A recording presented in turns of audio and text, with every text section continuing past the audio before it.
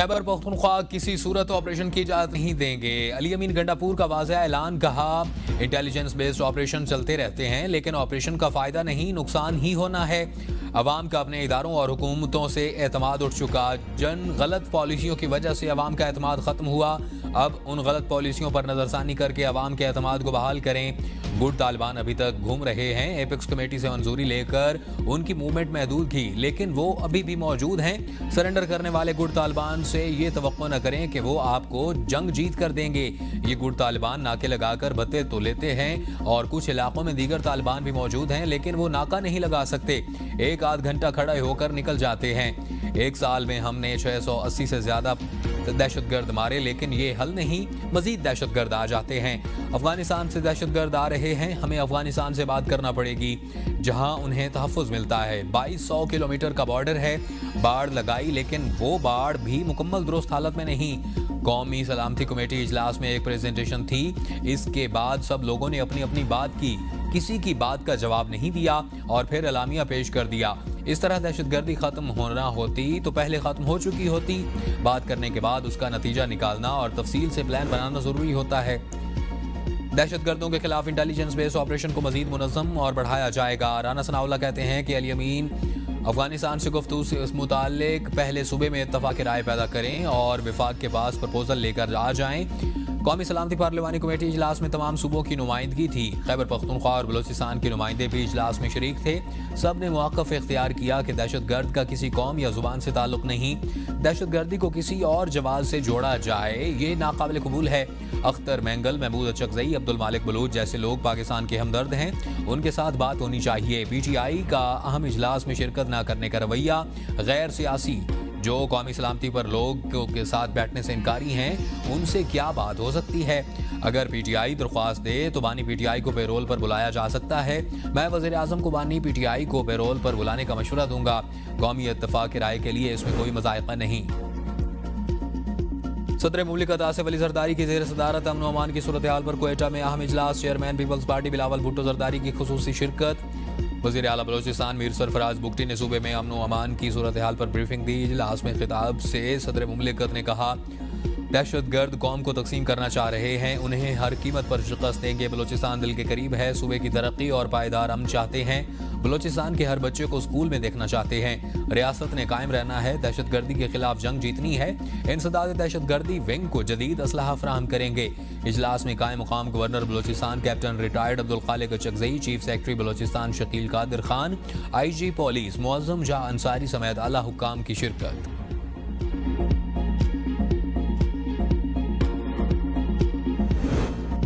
बानी PTI की रिहाई के लिए राब्ते जारी हैं। अली अमीन गंडापुर का इंकशाफ। कहा, सिर्फ एतमाद का फुकदान है, जिस दिन दोनों तरफ से एतमाद बहाल हो गया सब ठीक हो जाएगा। जब तक बानी PTI जेल में हैं सियासी इस्तेहकाम नहीं आ सकता। मीटिंग में बानी और सियासी इस्तेहकाम पर बात नहीं हुई। आगे बढ़ने के लिए बानी PTI को रिहाई करनी ज़रूरी है और फ़ौज पर जब तनकीद होती है मुझे दुख होता है। किसी का फ़ौज से मिलना क्या गद्दारी है। इस तरह के तासुरात से हमारा इमेज मुतासर हो रहा है और हमें नुकसान होता जा रहा है। ऐसे बयानिए वाले PTI के खैर ख्वाह हैं, ना बानी के। फौज के इदारे से हमारा कोई इख्तलाफ नहीं, आर्मी चीफ से ताल्लुकात ठीक हैं। तहरीक इंसाफ के कारकुनों की गिरफ्तारियों और तशद्दुद पर इख्तलाफात है, इस पर आवाज़ उठाता रहूंगा। मेरे खिलाफ दहशतगर्दी के 100 से ज़्यादा मुकदमे हैं। बुशरा बीबी या अलीमा खान की गुड बुक्स में आने के लिए गुलामी नहीं कर सकता। मेरा लीडर सिर्फ बानी PTI है। 9 मई को कुछ लोगों ने पार्टी पॉलिसी की खिलाफ वर्जी की। वज़ीर आला खैबर पख्तूनख्वा का एतराफ़। कहा, अस्करी तनसीबात पर तोड़ फोड़ पार्टी पॉलिसी नहीं थी, उसकी मजम्मत करता हूँ। फैसल वाडा जैसे नामाकूल लोगों को मीटिंग में नहीं बुलाना चाहिए। फैसल वाडा जैसे लोगों को बुलाना है तो हमें ना बुलाया करें या इन कैमरा का नाम न दिया करें। फैसल वाडा ने झूठ बोलकर मुझसे मनसूख किया। मैंने कौमी सलामती कमेटी इजलास में कहा, 9 मई को जज्बात या नादानी की वजह से किसी ने गलती की तो ये इतना बड़ा जुर्म नहीं कि फौजी अदालत में केस चले और सजा मिले। इसके लिए उन्हें रिहा किया जाए। हसन नवाज बरतानिया में टैक्स डिफॉल्टर करार, 52 लाख पाउंड पाकिस्तानी करेंसी में 1 अरब 90 करोड़ रुपए का जुर्माना आयद कर दिया गया। बरतानवी टैक्स अथॉरिटी के मुताबिक हसन नवाज ने 5 अप्रैल 2015 से 6 अप्रैल 2016 तक तकरीबन 94 लाख पाउंड का टैक्स अदा नहीं किया। सरकारी वेबसाइट पर भी तफसीलात शेयर। जराये के मुताबिक दिवालिया होने के बावजूद हसन नवाज पर आयद जुर्माने की वसूली का इम्कान मौजूद। बरतानवी कवानीन के तहत टैक्स चोरी के जुर्माने दिवालिया होने पर भी मुआफ नहीं होते। शरीफ फैमिली का कहना है कि हसन नवाज के हवाले से चलने वाली खबर पुरानी है। ABN न्यूज की तहकीक में शरीफ फैमिली का दावा गलत निकला।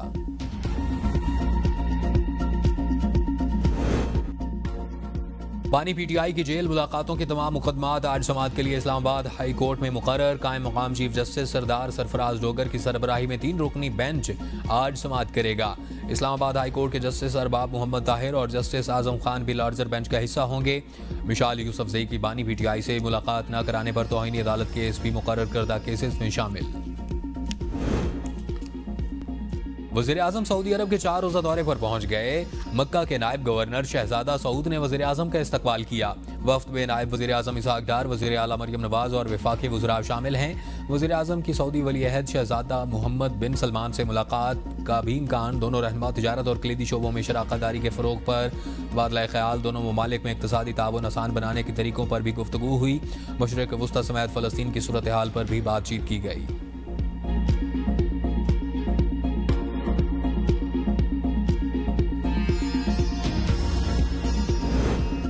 हुकूमत ने शुगर माफिया के सामने घुटने टेक दिए। शुगर माफिया मनमानी कीमत मुकर्रर करने में कामयाब। चीनी की एक्स मिल कीमत 154 से 159 रुपए फी किलो मुकर्रर।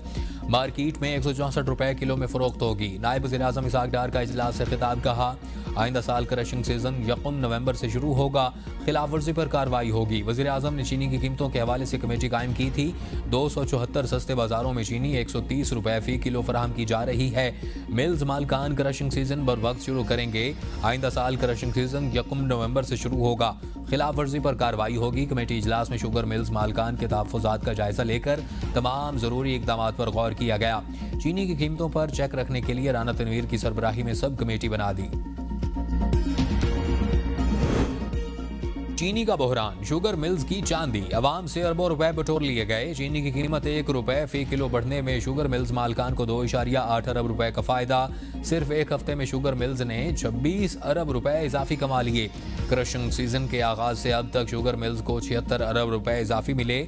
चीनी की कीमतों में इजाफे की एक अहम वजह चीनी बरामद करने की इजाजत देने का फैसला है। बरामद करने की इजाजत के फैसले से मुल्क में चीनी की कीमत 180 रुपए फी किलो तक पहुंच गई। चीनी एक्सपोर्ट होती रही और मुल्क में कीमतें बढ़ती रहीं। चीनी बरामद के फैसले के बाद 3 माह में चीनी की कीमत में 23 रुपए 40 पैसे इजाफा हुआ। दिसंबर 2024 में मुल्क में चीनी की औसत कीमत में 3 रुपए 23 पैसे किलो इजाफा हुआ। जनवरी 2025 में मुल्क में चीनी की औसत कीमत में 8 रुपए 35 पैसे फी किलो इजाफा हुआ। फरवरी 2025 में मुल्क में औसत चीनी 11 रुपए 88 पैसे फी किलो महंगी हुई।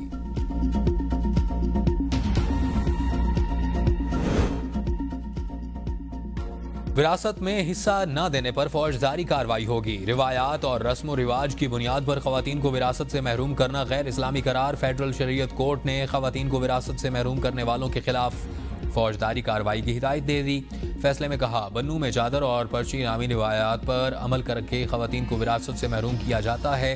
खैबर पख्तूनख्वा हुकूमत के मुताबिक ऐसे रस्म व रिवाज राइज हैं, ये उनकी कोई अहमियत नहीं। और वफाकी शरई अदालत ने फैसला फौजिया जलाल शाह की दरख्वास्त पर सुनाया। ऑपोजिशन इत्तेहाद का ईद के बाद अमन अमान की सूरत हाल पर ऑल पार्टीज कॉन्फ्रेंस बुलाने का ऐलान। हुकूमत के अलावा तमाम सियासी जमातों को दावत दी जाएगी। तहरीक तहफ़्फ़ुज़ आईन पाकिस्तान के इजलास में तहरीक को मुनज़्ज़म करने के लिए 3 ज़ेली कमेटियाँ कायम।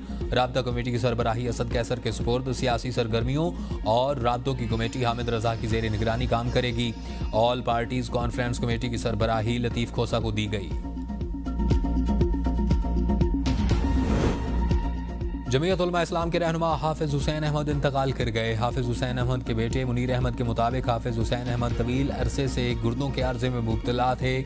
उन्होंने बताया कि हाफिज हुसैन अहमद की नमाज जनाजा और तदफीन का ऐलान बाद में किया जाएगा।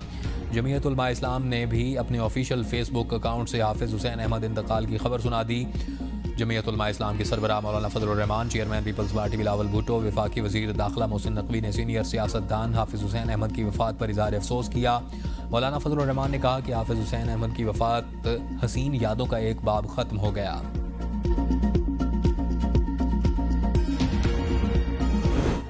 इस्लामाबाद में मुस्तफ़ा नवाज खोखर की रिहाइशगाह पर अपोजिशन जमातों के रहनुमाओं की नशस्त, सियासी उमूर पर मुशावरत की गई। अपोजिशन इत्तेहाद में मुख्तलिफ जमातों की शमूलियत और इत्तफाक की राय पर भी मुशावरत। अरकान ने राय दी कि कम से कम ऐसा एजेंडा होना चाहिए जिस पर तमाम अपोजिशन इकट्ठी हो सके। ज़राए के मुताबिक महमूद खान अचकज़ई ने मसाइल का हल आइन पर अमल दरामद करार दिया। मौलाना फजलुर रहमान ने दरपेश मुल्की मसाइल का हल, इत्तफाक और आइन की हुक्मरानी को करार दिया। गजा में इसराइली बर्बरियत की भरपूर मजम्मत। पीटीआई कौमी सलामती पर नहीं, फौज की वर्दियां उछालने के लिए इकट्ठी हो जाती है। सीनियर सूबाई वजीर मरियम औरंगजेब की प्रेस कॉन्फ्रेंस। कहा, पूरी कौम और सियासी जमातें फौज के पीछे खड़ी हैं। दहशतगर्दी फौज या किसी एक इदारे के खिलाफ नहीं, मुल्क के खिलाफ होती है। ये पहली बार नहीं, जब भी कौमी सलामती की बात होती है तो बानी पीटीआई शरीक नहीं होते। वज़ीर आला खैबर पख्तूनख्वा से सूबे में नहीं चल रहा, इस्तीफा दें। 190 मिलियन पाउंड का जवाब मांगो तो जवाब नहीं। कहते हैं कि केपीके को पैसे नहीं मिलते, इसलिए जंग नहीं लड़ सकते। जो भी दहशतगर्दों का साथ देगा वो भी दहशतगर्द है। मियां नवाज शरीफ अपनी तबीयत की वजह से इजलास में शरीक नहीं हुए। उन्होंने पैगाम भेजा था कि वो मुल्क के लिए हर जगह अपना किरदार अदा करने को तैयार हैं।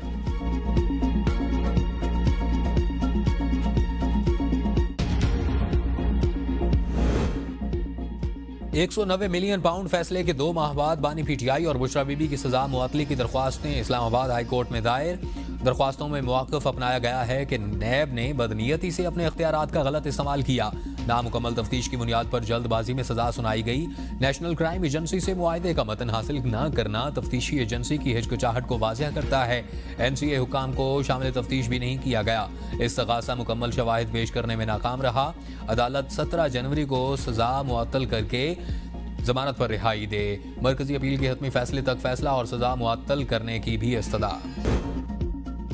कौमी सलामती कमेटी का बाइकॉट पीटीआई की सियासत के ऐन मुताबिक है। इरफान सिद्दीकी कहते हैं कि पीटीआई मुलाकात की जिद को इंसदाद दहशतगर्दी हिकमत अमली पर तरजीह दे सकती है। बानी ने बतौर वजीर आजम कभी कौमी सलामती कमेटी में शिरकत नहीं की।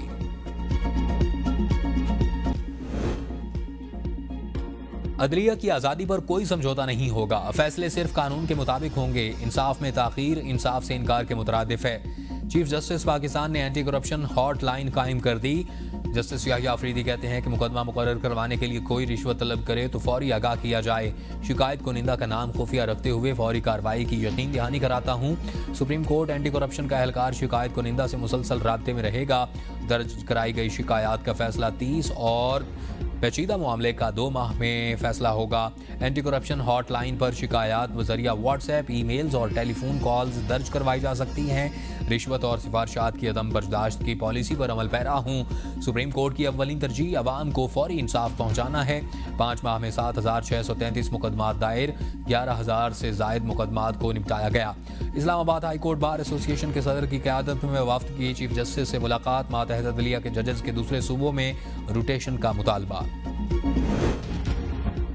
बहुत नुकसान हो चुका, पाकिस्तान को आगे लेकर चलें। जरदारी, नवाज शरीफ, मौलाना फजलुर रहमान एस्टैब्लिशमेंट के साथ बैठें। बेहतर यही है कौमी हुकूमत तश्कील दी जाए।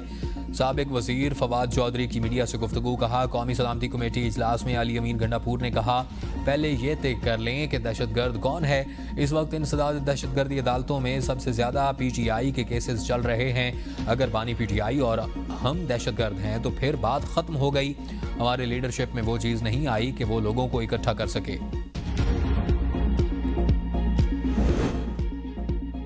हमारे मंसूबों पर अपनी तख्तियां लगाएं। पीटीआई का मरियम नवाज हुकूमत के खिलाफ वाइट पेपर जारी। Opposition leader Punjab assembly Malik Ahmad Khan Bhachar ने कहा कि मैं मरियम नवाज को मुनाजरे का चैलेंज देता हूं। किसान कार्ड तहरीक इंसाफ का मंसूबा है जो नून लीग ने अपने खाते में डाल लिया। जब तहरीक इंसाफ की हुकूमत पर शब खून मारा गया उस वक्त हमारे पास 22 लाख टन गंदम मौजूद थी। जब उन्होंने वाफिर गंदम की बावजूद गंदम इंपोर्ट की और इनकी जालिमाना पॉलिसियों की वजह से इस दफ़ा 30% कम गंदम काश्त हुई और मौजूदा हुकूमत ने अवाम पर महंगाई का तूफानी बरपा कर रखा है। 1 साल अवामी और कौमी खजाने पर बोझ बनकर गुजरा। ये अवाम के मैंडेट और उनकी ख्वाहिश के मुताबिक हुकूमत में नहीं आए। हर रोज़ टीवी चैनल्स और अखबारात को करोड़ों रुपए के इश्तिहारात दिए गए। ईद उल फितर पर 31 मार्च से 2 अप्रैल तक 3 तातीलात होंगी। काबीना डिवीजन ने सरकारी तातीलात को नोटिफिकेशन जारी कर दिया। महकमा मौसमियात ने ईद उल फितर 31 मार्च बरोज पीर को होने का इम्कान जाहिर कर दिया। पाकिस्तान रेलवे ने ईद पर कराची से 3 स्पेशल ट्रेनें चलाने का ऐलान कर दिया। कराची से लाहौर के लिए 2 ईद स्पेशल ट्रेनें और रावलपिंडी के लिए 1 ईद स्पेशल ट्रेन चलाई जाएगी।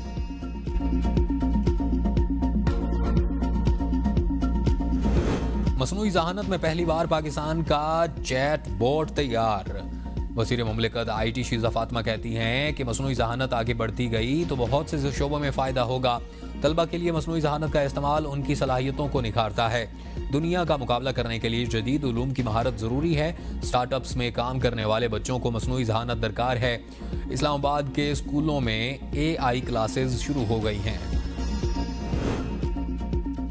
पेशावर हाई कोर्ट में तौहीन अदालत की 450 दरख्वास्तें आज समाअत के लिए मुकर्रर। 91 सफ़ात पर मुश्तमिल कॉज लिस्ट जारी। दरख्वास्त पर समाअत कायम मकाम chief justice SM Atiq Shah और जस्टिस अरशद अली करेंगे। समाअत के दौरान चीफ सेक्रेटरी मुतल्लिका अफसरान और ज़ाती हैसियत में पेश होंगे। एडवोकेट जनरल ऑफिस ने तमाम मुतल्लिका अफसरान को आगाह कर दिया।